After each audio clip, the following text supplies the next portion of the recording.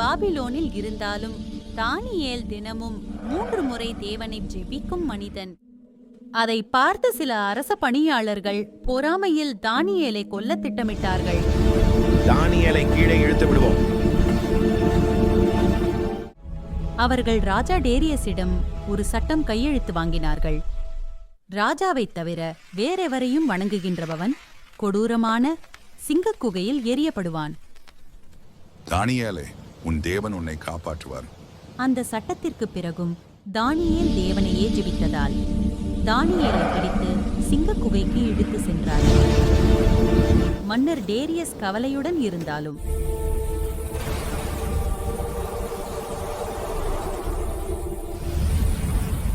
தானியேல் சிங்கக் குகைக்குள் தள்ளப்பட்டான்.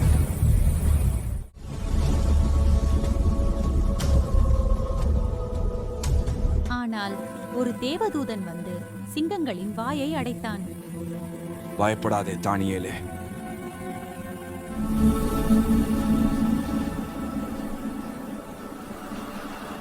அடுத்த நாள் காலையில் தானியேல் உயிருடன் இருந்ததை பார்த்த ராஜா மகிழ்ந்தார். தேவன் தானியேலை காப்பாற்றினார். என் தேவன் சிங்கங்களின் வாயை கட்டினார். ஆமென்.